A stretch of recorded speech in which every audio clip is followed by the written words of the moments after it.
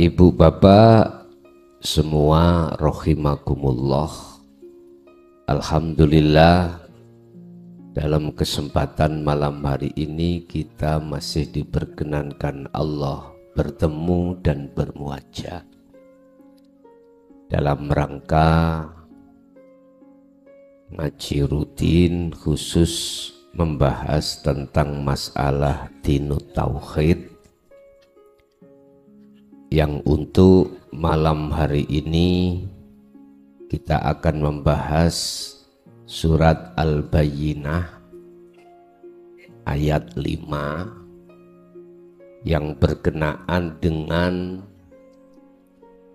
masalah menegakkan sholat, zakat, dan puasa. Ketepatan ini sebentar lagi 2 bulan kita akan masuk dalam bulan puasa. Bagaimana nanti puasa itu di mata Allah betul-betul diterima, betul-betul menjadi satu nilai ibadah yang sempurna di sisinya. Bapak Ibu hadirin jamaah rahimakumullah, sekali lagi kami sampaikan bahwasanya rutinan di sini boten saged kula lih dinten Senin, dinten Selasa niki kan wayah wonten jamiah istighosah putri ya nih, nggih ngapunten. Sementara waktu belum saged, masih tetap di hari Selasa. Wama umiru lan ora den perintah sira kabeh illa liya'budullaha, kecuali hanyalah untuk menyembah Allah. Anda, kita semua makhluk ini, khususnya manusia, Allah tidak memerintahkan untuk melakukan suatu hal apapun kecuali liya'budullaha.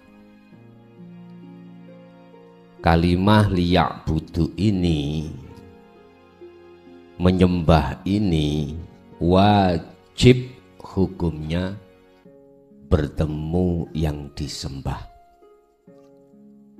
melihat kondisi proses kita ada di mana.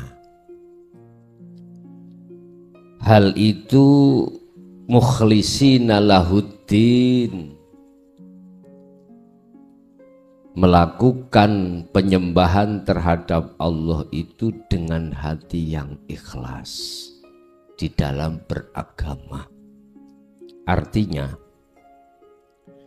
liya'budun ini akan bisa sempurna, jenengan menyembah kepada Allah itu akan bisa sempurna manakala didasari hati yang ikhlas. Yang dimaksud hati yang ikhlas adalah hanya karena Allah, bukan karena tendensi selain Allah, bukan. Di dalam kitab Hikam itu Syekh Ibnu Athaillah memberikan satu pernyataan terkait al-ubad. Al-ubad itu ahli ibadah. Ahli ibadah ini tergolong menjadi 3 golongan. Al-ubadu, siji golongan orang yang disebut beribadah, ahli ibadah. Linnas, masih ada di dalam hati karena ingin dilihat orang. Artinya karena manusia dalam hati kita itu ada tendensi biar manusia yang lain itu mengatakan kalau kita itu ahli ibadah. Inilah yang kumaksud linnas, karena manusia. Itu yang pertama. Ada kelas berikutnya adalah karena masih ada di dalam diri kita lifadlillah. Apa? Di situ ada karena pewehe Allah, pemberian Allah, fadlnya Allah yang berupa syurga atau pahala. Bapak Ibu, ini tingkatan ahli ibadah pada diri manusia.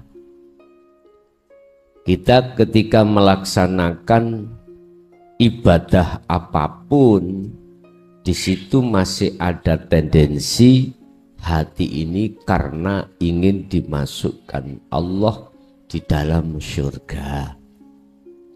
Masih ada tendensi hati ingin dikasih pahala.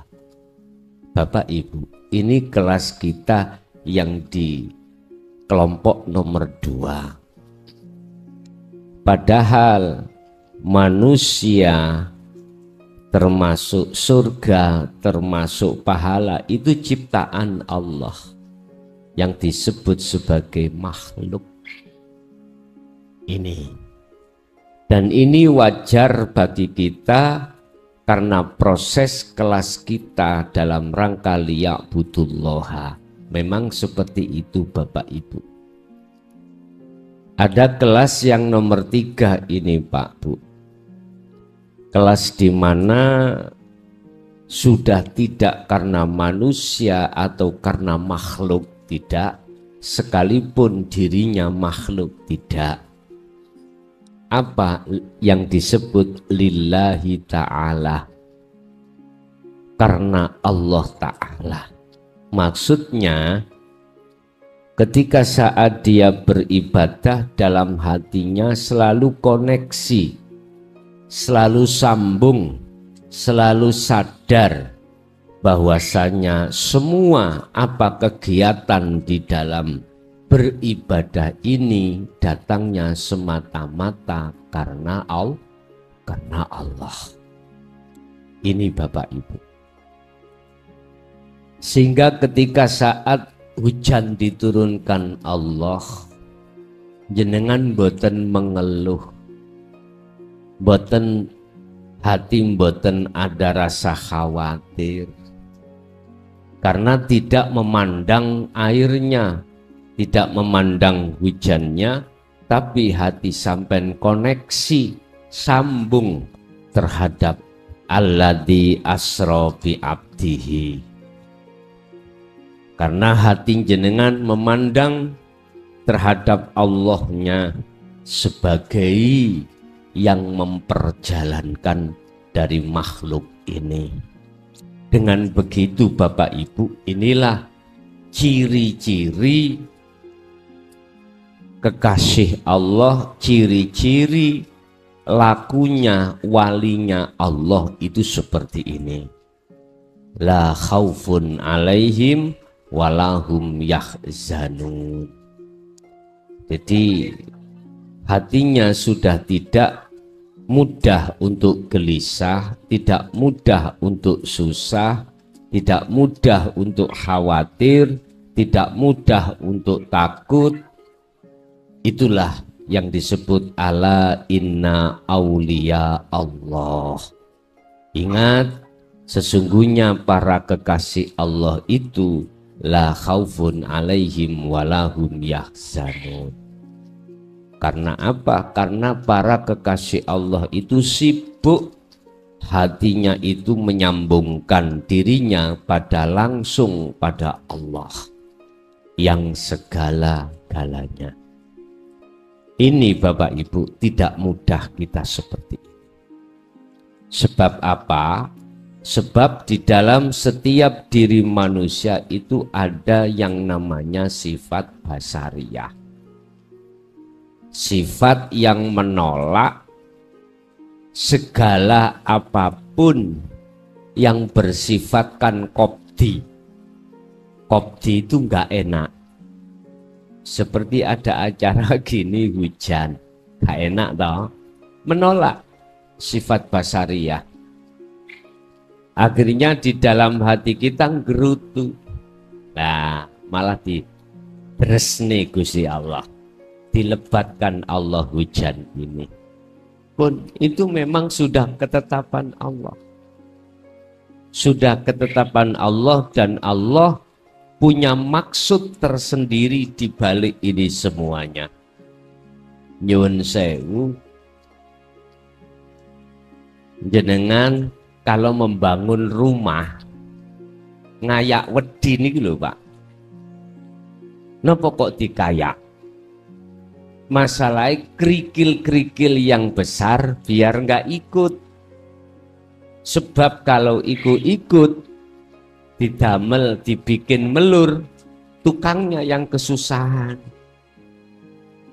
Untuk ngelus tembok susah, makanya wajib tukang kuli sebelum melur tembok itu pasirnya itu dikayak terlebih dahulu. Artinya apa? Allah sebelum menjadikan hamba itu sebagai kekasihnya, disaring semuanya. Disaring oleh Allah. Pertama Allah menyaring lewat huwaladzi arsala rasulahu bil huda wa dinil haq. Apa? Lewat ajaran dinu tauhid disampaikan oleh Allah lewat utusannya Kanjeng Nabi Muhammad Sallallahu Alaihi Wasallam. Yes. Bagaimana kaum itu mau menerima atau enggak? Mana golongan di antara kaum pada saat itu yang mau menerima dan tidak? Itu kelihatan, Pak. Kelihatan. Jadi mana kaum itu mau menerima atau tidak dinul haq, itu sudah kelihatan. Kelihatan. Di situ ada dua golongan. Satu wa minhum man hadallah. Satu golongan ini menerima hidayah Allah itu. Akhirnya hati jenengan kalih kula niki walaupun tidak bisa hadir di majelis, itu jenengan bisa mendengarkan lewat live YouTube niki dari rumah. Bisa. Memang karena kondisi memang tidak memungkinkan hujan-hujan seperti ini. Tapi jenengan masih mau untuk mendengarkan live atau pengajian-pengajian yang isinya adalah dinut tauhid.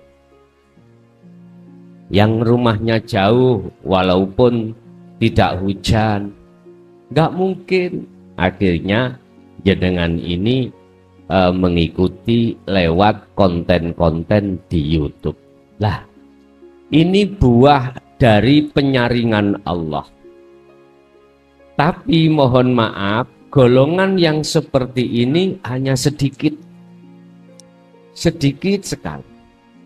Lah golongan yang sedikit ini, berhubung ajaran dinut tauhid itu sudah merasuk di dalam hati jenengan, mohon maaf, rindu banget untuk ngaji terus.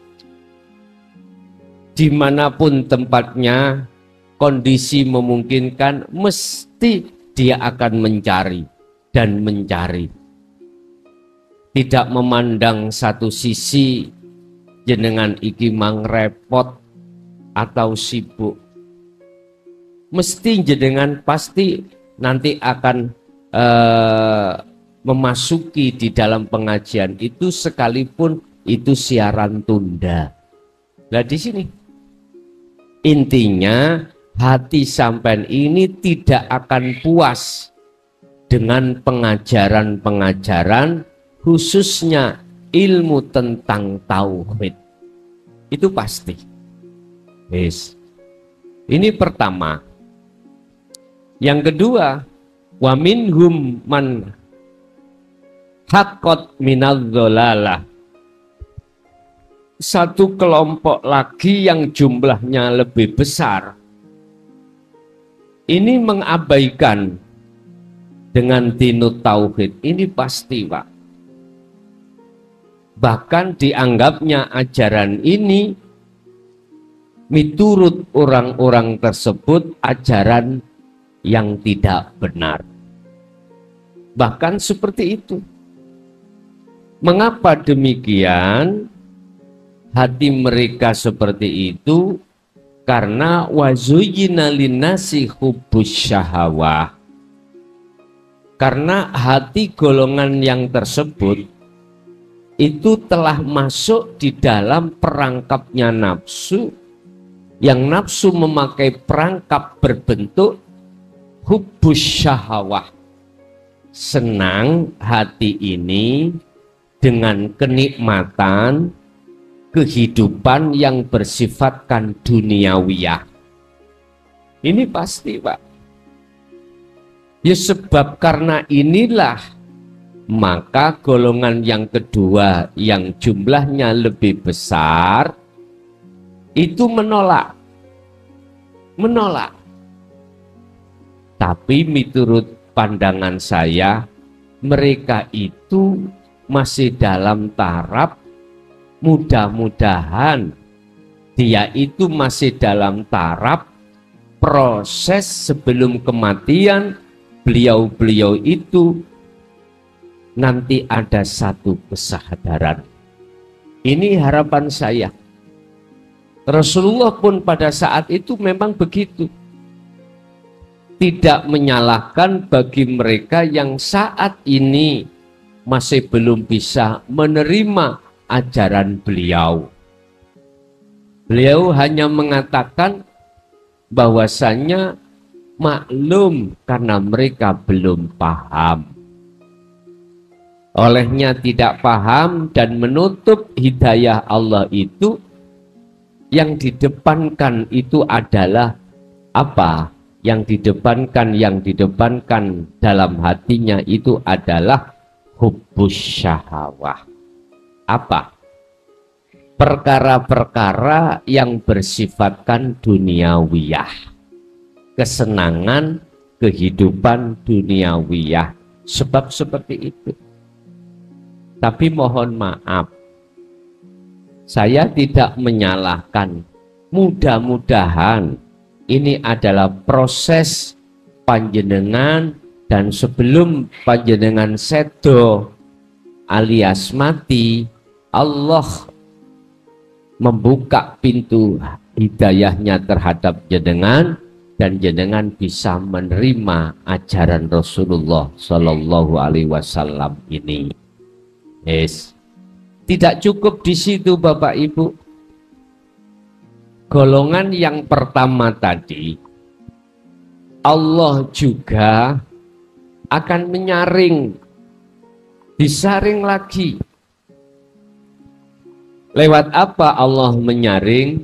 Lewat kholwat.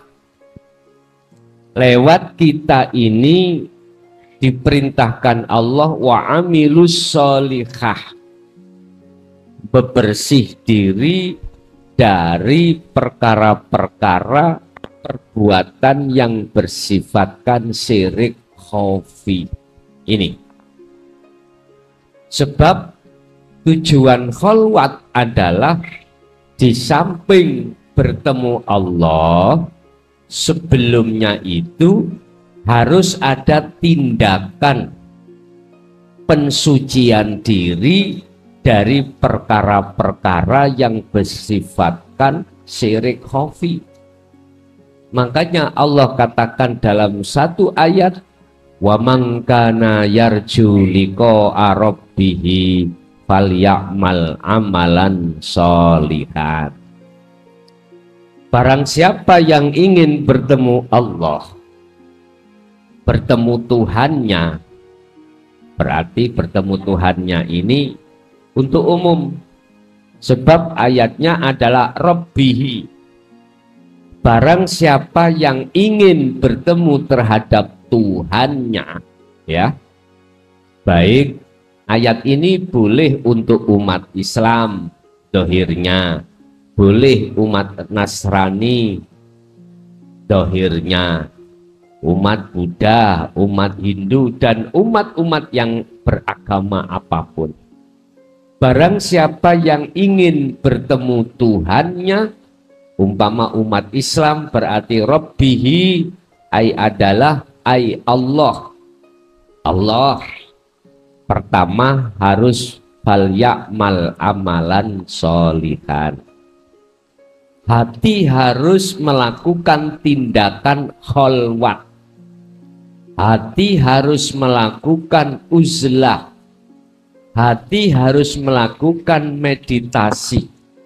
Hati harus melakukan pertapa. Nah, maksud dan tujuan pertapa adalah membersihkan diri dari kesalahan-kesalahan rohaniah yang beriman selain daripada Tuhan dari aspek apapun. Dari aspek apapun. Itulah yang kami sebut pun kersani, buatan apa-apa. Buatan. Itulah yang kami maksud apa? Perbuatan syirik khafi yang mulai sejak kita akil balik, menginjak dewasa, hati kita beriman terhadap selain Allah. Contoh, pada kondisi sekarang, koyok-koyok seperti air hujan itu penghalang. Koyok-koyok sebagai apa namanya, penghalang terhadap acara pada malam hari ini, yaitu pengajian rutin. Seakan-akan, sehingga kita merasa terganggu. Seakan-akan. Tapi sesungguhnya ingatlah wahai saudaraku, Allah ada maksud tertentu bagi Allah. Mengapa harus didatangkan ujian yang namanya hujan yang sangat lebat? Kita harus pandai membaca. Di balik semua apa yang dihadapkan Allah, pasti Allah punya maksud. Pasti, Bapak Ibu. Apa maksud di balik ini semua? Lah, inilah yang Allah katakan, setiap ayat itu mempunyai tanda-tanda maksud tersendiri. Allah punya maksud tersendiri di balik ini semuanya. Loh, saya katakan, mengapa air hujan itu tidak kami sebut sebagai pengganggu, penghalang? Karena di dalam dan di luar air hujan bisanya turun, itu semata-mata karena Allah yang memperjalankan. Bahasa syariat, Gusti Allah itu mengutus utusannya malaikat, setiap tetes air hujan itu malaikat. Membawa apa? Keberkahan terhadap kita. Keberkahan. Bukan membawa pengganggu atau penghalang, enggak.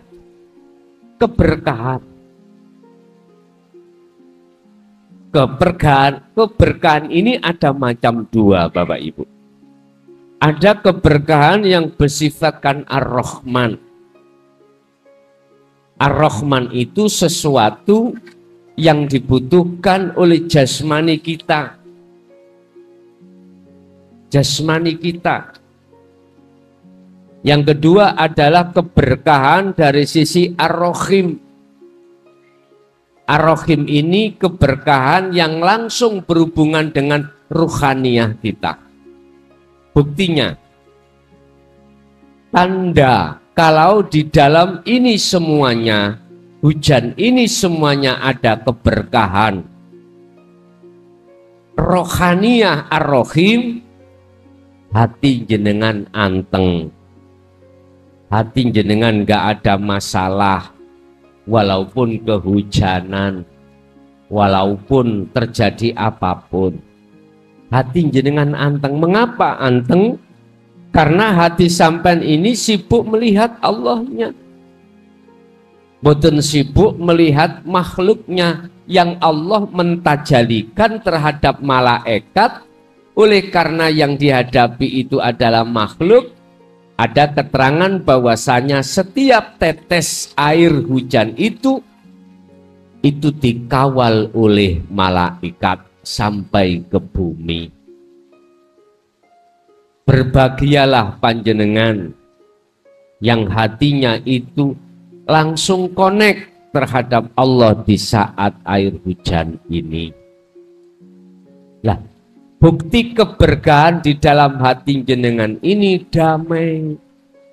Boten mengeluh, boten gampang susah, boten gampang maido atas semua apa ketetapan Allah.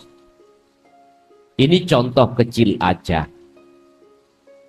Bahkan mohon maaf, masih banyak contoh-contoh yang lain dalam kehidupan kita ketika saat di dunia kita menghadapi perkara-perkara yang hampir mirip seperti air hujan. Entah itu ekonomi kita kurang bagus pada saat ini, atau mungkin pergaulan anak istri kita hubungan kurang baik saat ini. Ketahuilah bahwasanya berkah rohim itu selalu menantimu manakala hatimu tetap memandang, melihat bahwasanya semua itu karena Allah. Bapak Ibu hadirin hunafa'a, tolong ketika hati menyembah, menghadap kepada Allah hunafa, dengan sungguh-sungguh, dengan sungguh-sungguh. Miturut surat Al-Bayyinah ayat 5 ini, wa yuqimus sholata wa yu'tuz zakah. Anda akan mendapatkan keberkahan dari apa yang diberikan pada Allah, baik secara rahman ataupun secara rohim lebih-lebih, manakala kita wa yuqimus sholata wa yu'tuz zakata. Artinya apa?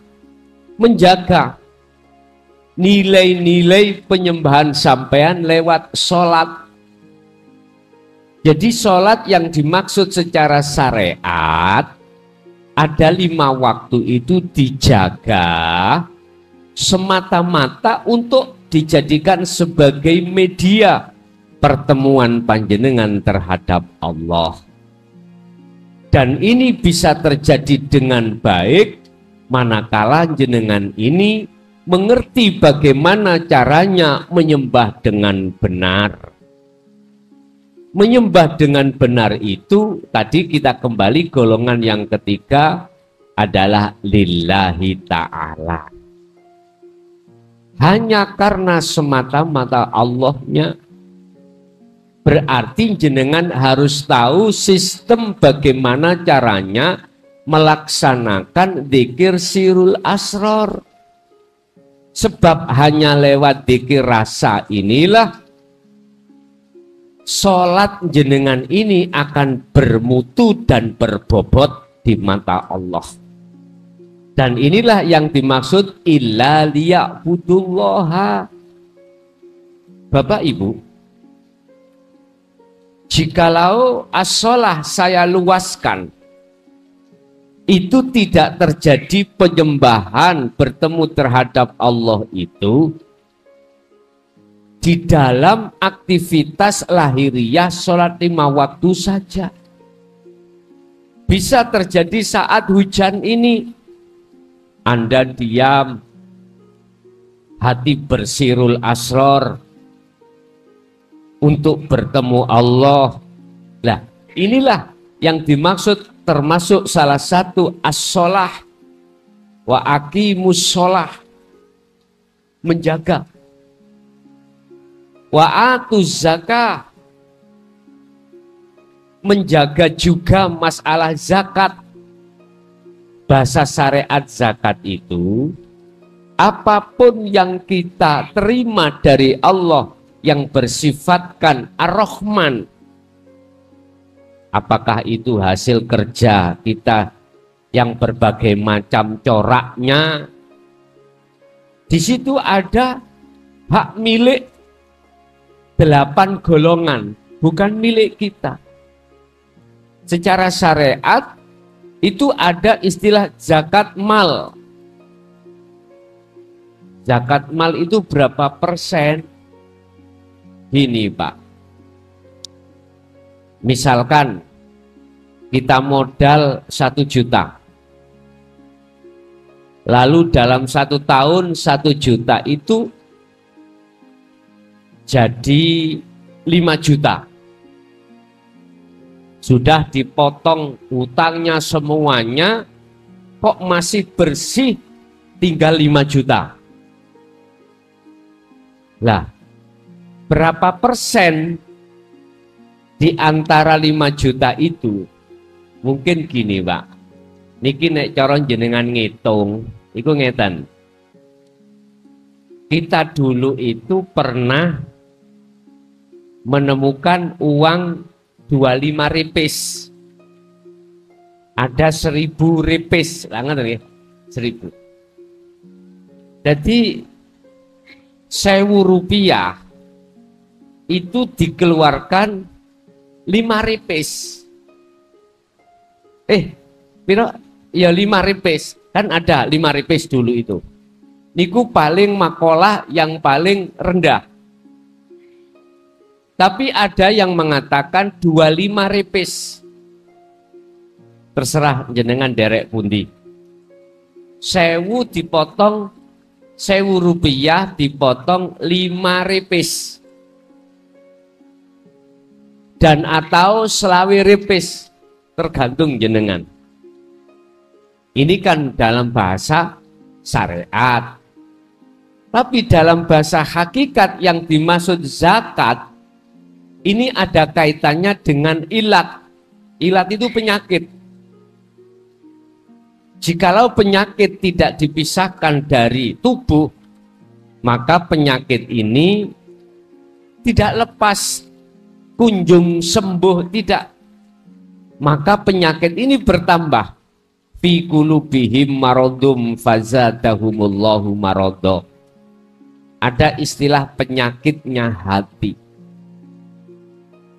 Ini kudu kita lepaskan. Cara untuk melepaskan penyakit ini Bapak Ibu, jenengan harus selalu berzikir sirul asror. Ini cara melepaskan. Memang di situ dokter jenengan itu spesial, yaitu Allah yang melepaskan.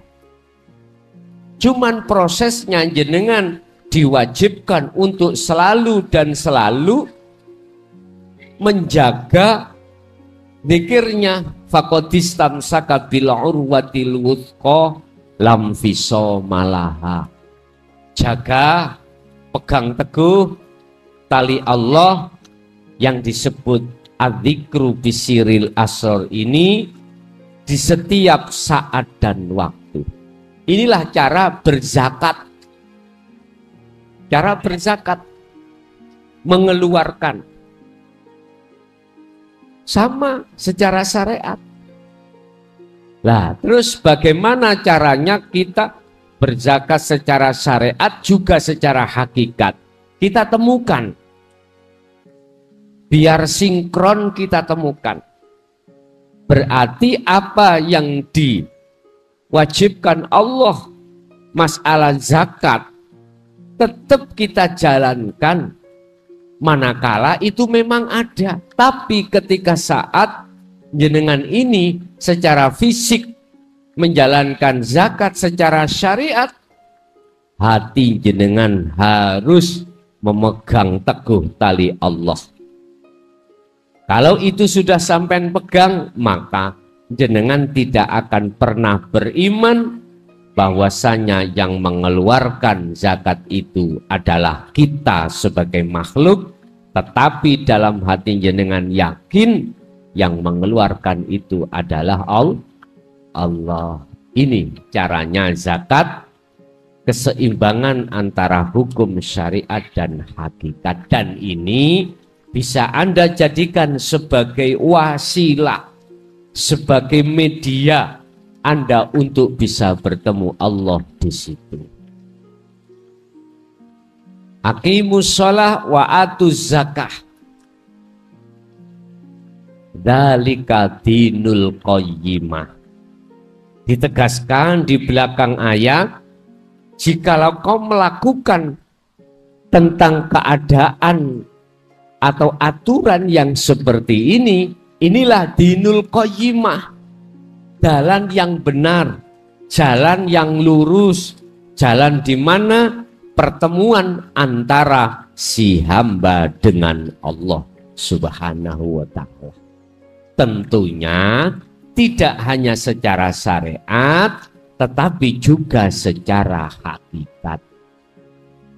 Ya ikhwan, saudaraku Muslim khususnya, tolong sekali lagi, walaupun lewat media yang sangat sederhana ini dimanapun Anda berada, lekaslah Anda yang sudah bersyariat, teguh di dalam hukum syariat, naiklah Anda untuk ke hukum hakikat.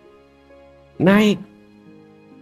Artinya laksanakan juga ibadah-ibadah secara rohaninya. Jangan hanya melakukan ibadah-ibadah yang berbangsa jasmania saja. Jangan. Sebab Allah sudah mengatakan dalam surat Maidah, innama yataqabbalullahu minal muttaqin. Ibadah apapun Bapak Ibu yang hanya diterima di sisi Allah adalah ketika berlangsungnya ibadah secara jasmani itu disertai ibadah secara rohani. Inilah yang disebut minal muttaqin. Sesungguhnya ibadah yang diterima di sisi Allah adalah ibadah yang keadaan ruhaniyah jenengan iki timbul minal muttaqin. Muttaqin ini berunsur dari 3 hal: ilmu, amal, istiqomah. Ilmu yang dimaksud adalah ajaran-ajaran yang berkenaan dengan bagaimana cara mengesahkan terhadap Allah. Yang kedua, amal adalah inilah praktek hati jenengan berzikir sirul asrar. Yang ketiga, istiqomah terus menerus. Inilah muttaqin. Sehingga dikatakan di dalam syariat definisi daripada takwa adalah menjalankan perintah, meninggalkan larangan. Berarti menjalankan perintah, apa yang diperintahkan ruhaniyah kita, beriman, menyembah hanya pada Allah. Kita diperintahkan untuk memurnikan hati ini, mensucikan hati ini dari perkara-perkara perilaku yang berbau syirik khafi. Mana yang dilarang? Memasukkan, melakukan perbuatan-perbuatan syirik. Bahkan sampai Allah katakan dalam surat Luqman ayat 13, ya bunayya, wahai anak putuku, la tusyrik billah, jangan ada dalam hatimu perbuatan syirik pada Allah. Lah perbuatan syirik ini adalah perbuatan yang mengadakan Tuhan selainnya. Artinya iman kita pada selainnya, yaitu makhluk, bisa memberikan manfaat, bisa mendatangkan mudarat. Kalau hati kita beriman terhadap makhluk tersebut, tidak terhadap Allahnya, maka inilah yang kami sebut sebagai syirik khafi. Bersihkan itu. Wala tusyrik billahi syai'an. Dan janganlah di dalam hatimu itu menyekutukan Allah. Ya bunayya la tusyrik billah, sebab inna syirka la zulmun azim. Sebab karena syirik inilah Bapak Ibu yang menjadikan hati kita gelap. Gelap maksudnya terhadap Allah. Gelap maksudnya iman kita itu tidak ada koneksi, semua apa yang terjadi itu yang berperan Allah. Tidak ada. Inilah yang menggelapkan. Akibatnya hati kita selalu khawatir, selalu takut, selalu gelisah. Sekarang kita tidak berbicara orang yang miskin, enggak. Sekalipun kita kaya, sekalipun kita punya jabatan yang tinggi, jabatan yang fantastis, entah itu menjadi Kapolres, Kapolda, Panglima, bahkan menteri, menjadi bupati, menjadi pejabat, gubernur, bahkan presiden. Pasti hatinya itu ada 3 hal. Takut, rasa khawatir, rasa gelisah. Itu pasti. Takut kehilangan. Yang kaya takut kehilangan kekayaannya. Yang punya jabatan takut kehilangan jabatannya. Yang punya kehormatan takut nama baiknya. Apalagi mereka pasti akan selalu khawatir dan gelisah. Kehilangan itu semuanya, padahal disadari atau tidak, percaya atau tidak, semua itu kehormatan, semua itu akan ditinggalkan. Pasti kita akan tinggalkan itu. Makanya sadar atau tidak sadar, beriman atau tidak, semua pasti kita akan tinggalkan. Ini adalah kemuliaan yang tidak abadi. Kehormatan yang semu. Mengapa kita itu kok yang mementingkan hal ini, sementara kita melalaikan kehormatan yang abadi? Bukan perkaranya kita tidak boleh meraih kehormatan yang bersifatkan semunda. Jadikanlah kehormatan yang semu menjadi kehormatan yang abadi. Bagaimana caranya, Pak? Kehormatan yang abadi adalah inna akramakum indallahi atqakum. Itulah pangkat takwa. Pangkat makrifat kepada Allah. Inilah kehormatan yang abadi, dan ini yang disebut sebagai wal akhiratu khairu wa abqa, yang kekal. Biar caranya Ya ketika kita diberikan Allah kehormatan yang bersifatkan semu ini, hati kita harus lepas. Tidak yakin, tidak merasa bahwasanya kita yang memiliki. Lepaskan keakuan kita dengan cara berzikir tadi.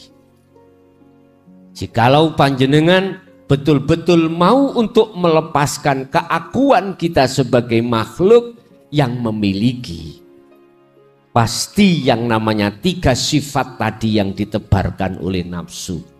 Apa? Rasa takut, rasa gelisah, rasa khawatir. Lama-kelamaan akan sirna di dalam hati sampeyan dan jenengan kembali kepada Allah secara fisik, secara syariat dengan keadaan husnul khotimah. Pasti nggak ada yang menggandoli, yang membebani jenengan, nggak ada, karena kita sudah tidak merasa memiliki. Lihat contoh terhadap tukang parkir, Pak. Ketika saat mobil sepeda diambil yang memiliki, hati terasa plong, tidak ada beban. Karena apa? Karena itu kita tidak merasa memiliki. Itulah tukang parkir. Bahkan justru ketika diambil oleh yang memiliki, ya dengan hati ridho, ikhlas melepaskan dan juga memberikan jalan supaya tidak ada apa-apa. Itu tukang parkir. Bapak Ibu hadirin jamaah rahimakumullah. Persoalan-persoalan apapun yang dihadapkan Allah terhadap kita sebagai hambanya, kembalilah sistem seperti surat Al-Bayyinah ayat 5 tadi. Jaga nilai-nilai ibadah secara ruhaniyah. Di saat-saat kita itu menjalankan ibadah secara jasmaniyah. Wa aqimus shalah wa atuz zakah. Ini Pak, bahkan dalam ayat lain warka'u ma'arroki'in. Warka'u, rukuklah kau, tundukkanlah kau, ma'arroki'in, beserta orang-orang yang tunduk pada Allah. Maksudnya kita harus tetap bersilaturahim, tetap berhablum minan nas terhadap khusus golongan-golongan yang hatinya itu tunduk terhadap hukum-hukum Allah secara ruhaniyah. Hukum-hukum Allah secara ruhaniyah cuman satu, ani'budullaha wastanibut taghut. Mengarahkan terus hati ini di setiap saat dan waktu, kondisi apapun. Hanya Allah iman kita, tidak ada yang lain. Wastanibut taghut, dan berupaya mencegah bila mana ada nafsu yang masuk di dalam diri kita lewat keadaan supaya kita beriman pada makhluk. Kita tolak. Lah nafsu masuk itu lewat jin dan manusia. Alladzi yuwaswisu fi sudurin nas minal jinnati wan nas. Lewat manusia. Bentuknya lewat manusia adalah kita diseret dengan kaidah-kaidah yang isi dan inti kaidah itu menyeretmu supaya beriman terhadap makhluk. Begitu juga dengan jin. Inilah yang kumaksud bisikan-bisikan dalam hatimu yang bersifatkan mengarahkan, menyeret untuk beriman terhadap selain Allah. Apapun bentuknya di situ.